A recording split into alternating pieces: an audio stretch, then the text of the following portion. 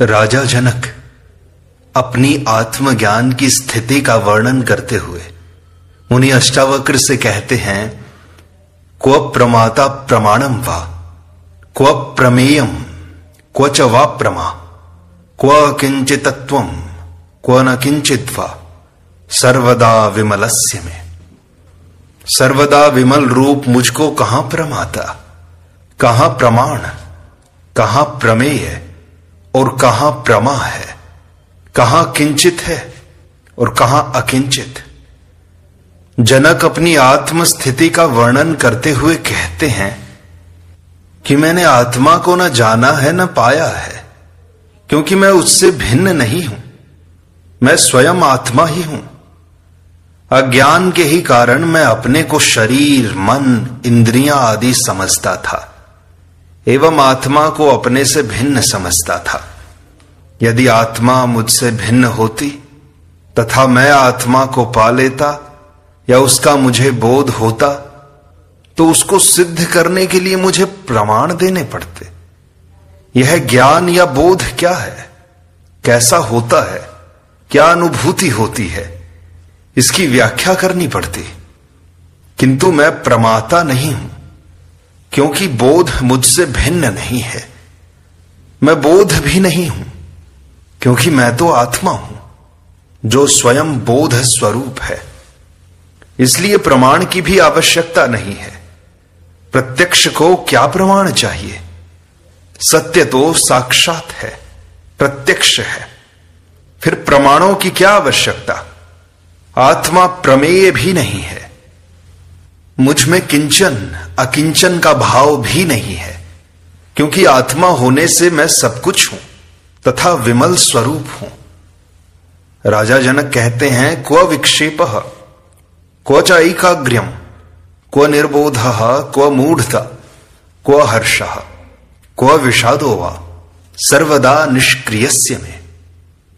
जनक कहते हैं, सर्वदा क्रिया रहित मुझको कहां एकाग्रता है, कहां ज्ञान है, कहां मूढ़ता है, कहां हर्ष है, कहां विषाद है। समस्त विक्षेप चित्त के कारण है। विक्षेप चित्त की वृत्तियां पैदा करती हैं। इन विक्षेपों को दूर करने के लिए एकाग्रता की साधना करनी पड़ती है। किंतु आत्मज्ञानी के सभी विक्षेप शांत हो जाते हैं। वह केवल आत्मा में स्थित रहता है। वह क्रिया रहित हो जाता है, क्योंकि आत्मा क्रिया करती ही नहीं। वह तो ऊर्जा मात्र है जिससे अन्य अंग क्रिया करते हैं। इसलिए जनक कहते हैं कि मैं आत्मा होने से सर्वदा क्रिया रहित हूं, मुझमें विक्षेप नहीं है, इसलिए एकाग्रता की भी आवश्यकता नहीं है। आत्मा होने से मेरे में न तो अज्ञान है, न मूढ़ता, न हर्ष, न विषाद। आत्मा तो इन सबसे परे चैतन्य ऊर्जा मात्र है। मैं वही हूं। जनक कहते हैं, क्व चैव व्यवहारो वा, क्व च सा परमार्थता, क्व सुखम क्व च वा दुखम, निर्विमर्शस्य में सदा। सदा निर्विकार रूप मुझको कहां यह व्यवहार है और कहां वह परमार्थता है, कहां सुख है अथवा कहां दुख है। जनक कहते हैं कि मैं आत्मा हूं, अतः मैं सर्वदा निर्विकार हूं, इसलिए यह व्यवहार और परमार्थता मुझ में नहीं है। ये तो मन के ही धर्म है। सुख दुख भी मन के धर्म है। आत्मा सुख दुख से परे है, इसलिए आत्मा होने से मैं इनसे परे हूं। जनक आगे कहते हैं, क्व माया, क्व च संसारः, क्व प्रीतिर विरतिः क्व वा, क्व जीवः, क्व च तद ब्रह्मा, सर्वदा विमलस्य में। वे कहते हैं, मुझ सर्वदा विमल स्वरूप को कहां माया है और कहां संसार है, कहां प्रीति है अथवा कहां विरति है, कहां जीव है और कहां वह ब्रह्म है। आत्मज्ञान की अंतिम उपलब्धि में सभी भेद गिर जाते हैं। केवल एक चैतन्य शेष रह जाता है। यह माया है, यह ब्रह्म है, यह आत्मा है, यह संसार है। प्रीति और अप्रीति, जीव और ब्रह्म इत्यादि के समस्त भेद अज्ञान के कारण ही तो हैं। जिसे सत्य स्वरूप आत्मा का ज्ञान नहीं है, वही इन सब में भेद देखता है। आत्मज्ञान पर सब अभेद ज्ञात होता है कि वह सब ब्रह्म ही है, एक ही है, उसी का सारा विस्तार है। भिन्नता मात्र भ्रांति है। इस भ्रांति का मिटाना ही ज्ञान है, वही सत्य है। जनक कहते हैं, क्व प्रवृत्तिर निर्वृत्तिर्वा क्व मुक्ति ही क्वच बंधनम कूटस्थ निर्विभागस्य स्वस्थस्य मम सर्वदा। सर्वदा कूटस्थ अखंड रूप और स्वस्थ मुझको कहां निवृत्ति है, कहां मुक्ति है और कहां बंध है। आत्मा सदा कूटस्थ है, वह अखंड है, उसका विभाजन नहीं किया जा सकता, वह अद्वय है। इसे उपलब्ध होना ही परम स्वास्थ्य है। इसलिए ज्ञानी ही स्वस्थ है, बाकी सब रुग्ण हैं। ऐसे व्यक्ति में न प्रवृत्ति होती है, न ही निवृत्ति, न उसके लिए मुक्ति है, क्योंकि आत्मा का कोई बंध है ही नहीं, वह निर्बंध है। बंधन मात्र वासना एवं अहंकार के कारण है, जो अज्ञान जनित है। अहंकार के कारण ही तो कर्तापन है। इसी से तो होता है बंधन, इसी से होता है पाप पुण्य। कर्ता होने से ही भोक्ता भी होता है।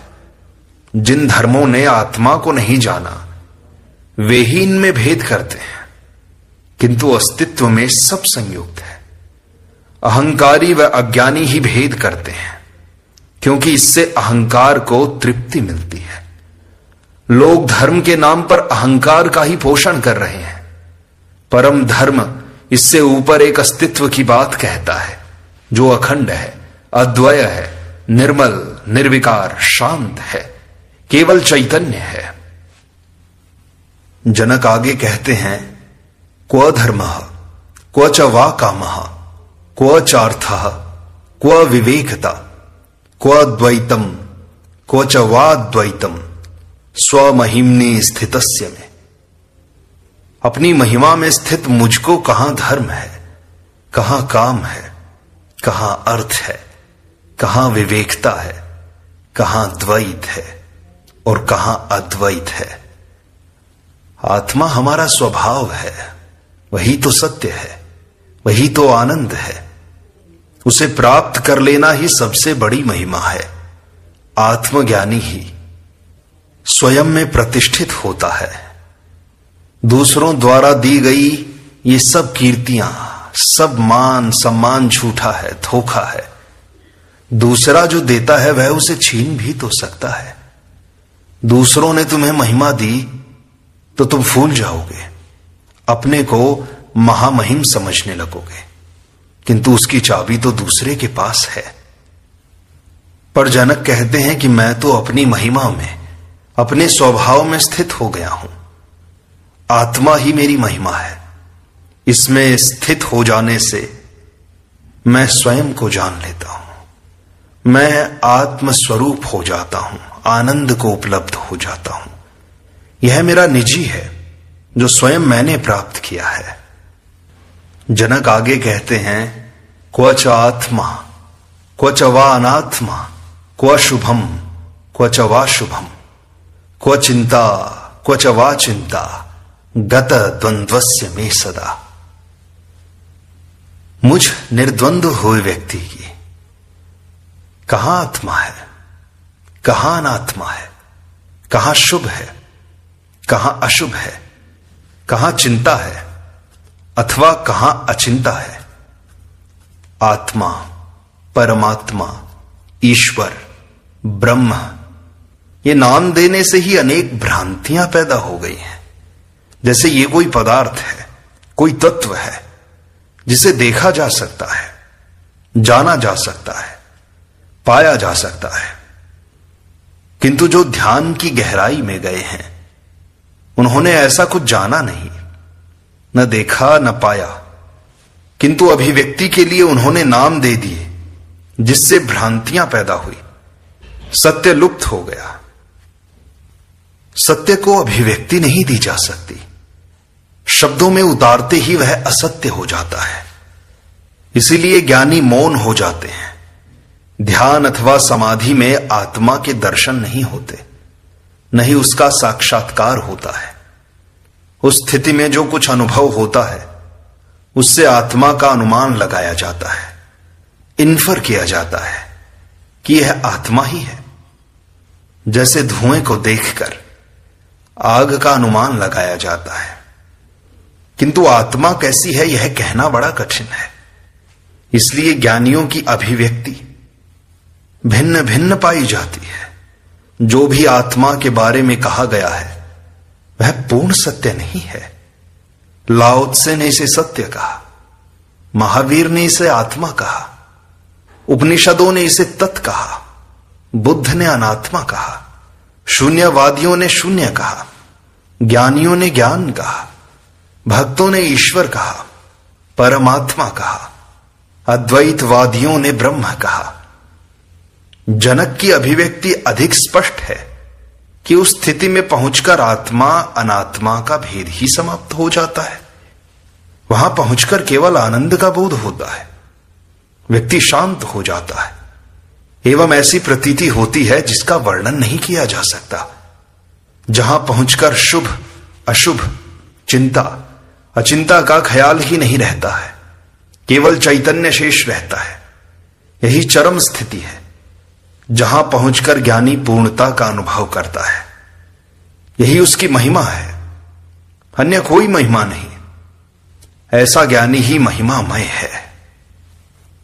जनक आगे कहते हैं, क्व शास्त्रम क्व आत्मविज्ञानम क्व वा निर्विषयम मनः क्व तृप्ति क्व वितृष्णत्वम गत द्वंद्वस्य में सदा।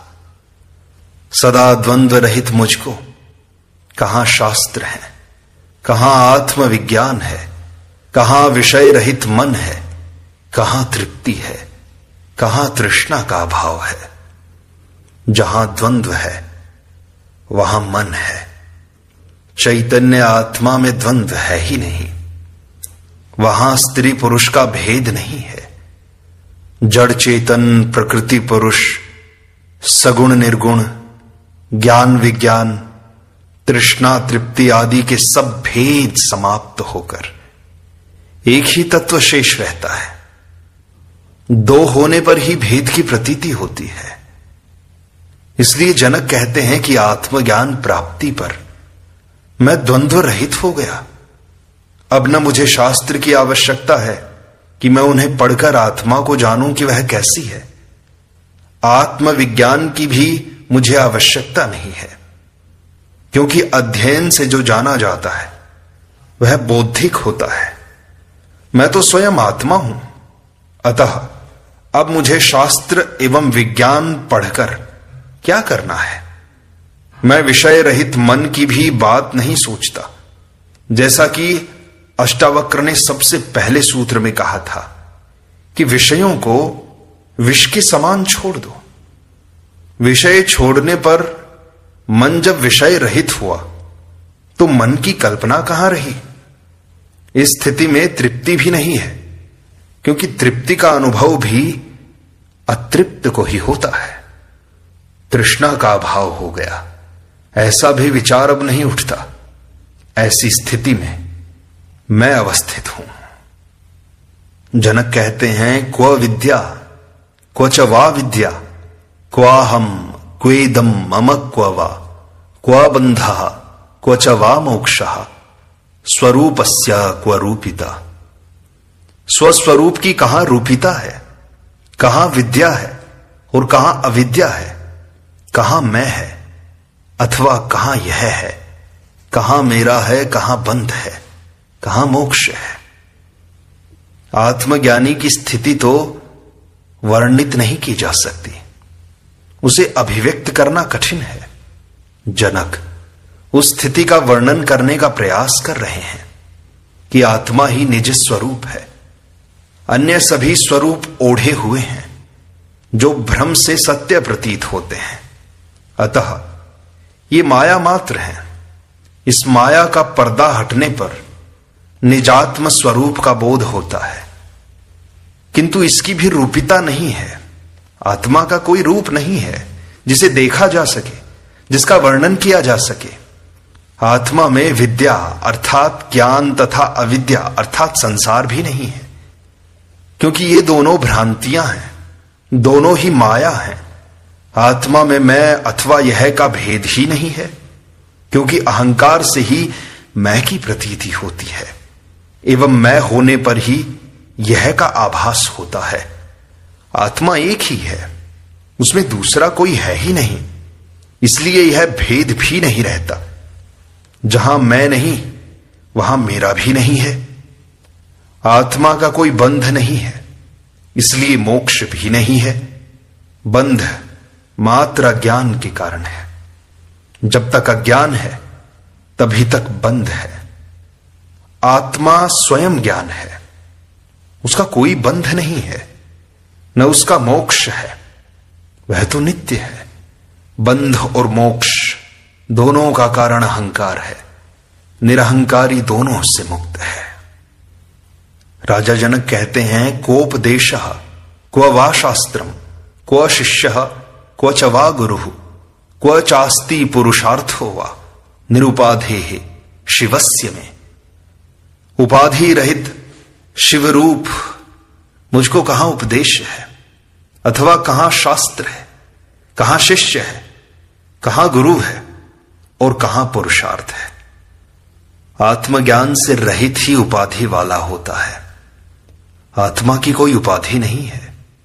वह एक है या दो, जड़ है या चैतन्य, प्रकृति है या पुरुष, सृष्टि है या परमात्मा, यह कहना ही कठिन है, क्योंकि वही सब कुछ है और वह कुछ भी नहीं है। वह दिखाई नहीं देता फिर भी है, वह क्रिया रहित है फिर भी सब उसी से हो रहा है। उसके बिना एक पत्ता नहीं हिलता। वह शिवरूप है, कल्याणकारी है। जनक कहते हैं कि मैंने इस आत्म स्वरूप को पा लिया है, इसलिए अब मेरे लिए कोई उपदेश आवश्यक नहीं रह गए। उपदेश तो अज्ञानी को ही दिए जाते हैं। शास्त्र भी अज्ञानी के लिए हैं। ज्ञानी तो स्वयं शास्त्र है, उसकी वाणी ही शास्त्र है जो जीवंत है। पुस्तकों वाले शास्त्र मुर्दा हैं। ज्ञानी स्वयं गुरु है, उसने गुरुत्व पा लिया। वह शिष्य भी नहीं है, न उसे अब गुरु की आवश्यकता है। उसे अब किसी पुरुषार्थ की भी आवश्यकता नहीं है, क्योंकि आत्मज्ञान ही परम पुरुषार्थ है जो उसे उपलब्ध हो गया। उपलब्धि पर ये सभी व्यर्थ हो जाते हैं, जैसे नदी पार हो जाने पर नाव व्यर्थ हो जाती है। कबीर ने कहा है, दूल्हा दुल्हन मिल गए, फीकी पड़ी बारात। इस सारी बारात का महत्व मिलन तक ही होता है। मिलन होने पर इन्हें विदा कर देना चाहिए, वरना ये भी बंधन बन जाते हैं। जनक कहते हैं, क्वचास्ति क्वच वानास्ति चैकम क्वच द्वयम बहुनात्र किमुक्तेन किंचिन्नोत्तिष्ठते ममा। अष्टावक्र गीता का यह अंतिम श्लोक है। राजा जनक कहते हैं, कहां अस्ति है और कहां नास्ति, अथवा कहां एक है और कहां दो है। इसमें बहुत कहने से क्या प्रयोजन है। मुझको तो कुछ भी नहीं उठ रहा है, सब कुछ शांत हो गया है। अंत में जनक कहते हैं कि अज्ञानी ही कहता है कि संसार है, माया है, ब्रह्म है, जीव है। वह है को ही जानता है, किंतु जो कहता है यह सब नहीं है, सृष्टि जीव आदि सब माया है, ब्रह्म ही सत्य है, वह भी अज्ञानी ही है। जिसने जाना नहीं वही अस्ति नास्ति के भ्रम में जीता है। जिसने जान लिया वह आत्मवत ही हो गया। उसके लिए यह अज्ञान जनित भ्रम भी मिट जाता है कि क्या है और क्या नहीं है। वह ऐसा भी नहीं कहता कि ईश्वर एक है, जीव उससे भिन्न है, या सभी आत्माएं ईश्वर हैं। ईश्वर अनेक हैं, क्योंकि आत्माएं अनेक हैं। वह ईश्वर और शैतान दो शक्तियां भी नहीं मानता। ये सब विचार हैं जो मन के कारण उठते हैं। आत्मज्ञानी में विचारों की तरंगे उठती ही नहीं है। सब शांत हो जाता है, कहने वाला बचता ही नहीं। कौन व्याख्या करे? ऐसा ज्ञानी उसी एक परम तत्व में विश्राम करके स्थित रहता है। यही ज्ञान की अंतिम अवस्था है, यही अंतिम सिद्धि है।